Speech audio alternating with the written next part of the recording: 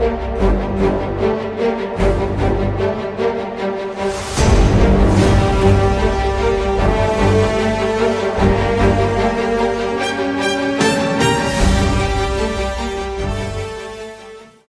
ഈ ഫാമിലി ഇങ്ങോട്ട് കയറി നിൽക്കാമോ?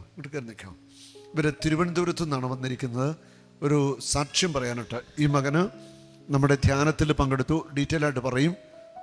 മകന് കർത്താവ് ഒരു കുഞ്ഞുനെ നൽകി അനുഗ്രഹിച്ചു. 7 വർഷത്തിന് ശേഷം ആ സാക്ഷ്യം നമുക്കൊന്ന് കേൾക്കാം. Praise the Lord. എൻ്റെ പേര് യനോഷ് ജോയി എന്നാണ്. ഞാൻ വരുന്നത് തിരുവനന്തപുരത്തു നിന്നാണ്.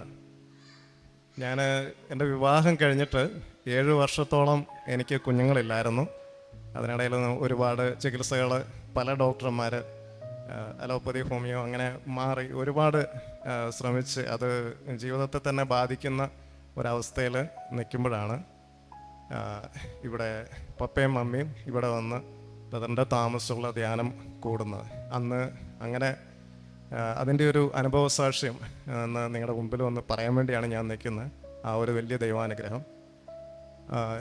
എൻ്റെ വിവാഹം കഴിഞ്ഞ് ഈ ചികിത്സയൊക്കെ കഴിഞ്ഞിരിക്കുമ്പോൾ അങ്ങനെയുള്ള ഒരു ഒരു ദുർഘട സന്ധിയിൽ നിൽക്കുന്ന സമയത്ത് ഇവിടെ വന്ന് പപ്പ മമ്മിയായിട്ട് വന്ന് ധ്യാനം കൂടി പ്രാർത്ഥിച്ച് ദൈവോധനം ധ്യാനിച്ച് അന്ന് പറഞ്ഞത് 1 വർഷത്തിനുള്ളിൽ, അതായത് അടുത്ത വർഷം ഈ സമയമാകുമ്പോൾ നിങ്ങളുടെ മടിയിൽ ഒരു കുഞ്ഞുണ്ടാകും എന്ന് അന്ന് ധ്യാനിച്ച് ബ്രദർ പറയുകയാണ് ഉണ്ടായത്.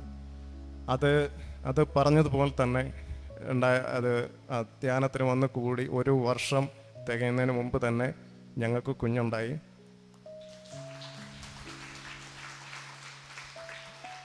എൻ്റെ വിവാഹ ജീവിതത്തെ പെൺകുട്ടിയാണ്.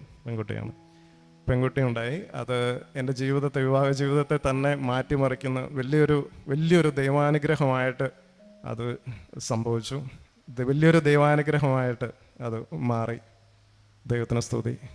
കർത്താവ് ഇവർക്ക് 7 വർഷത്തിന് ശേഷം ഒരു പെൺകുഞ്ഞിനെ നൽകി അനുഗ്രഹിച്ചു. നമുക്ക് കൈ ഉയർത്തിപ്പിടിച്ച് ഒന്ന് നന്ദി പറഞ്ഞ് പ്രാർത്ഥിക്കാം. ഹല്ലേലൂയ. കർത്താവേ, കുടുംബത്തെ നീ അനുഗ്രഹിച്ചു നന്ദി പറയുന്നു. പരിശുദ്ധാത്മാവേ നന്ദി. ഹല്ലേലൂയ.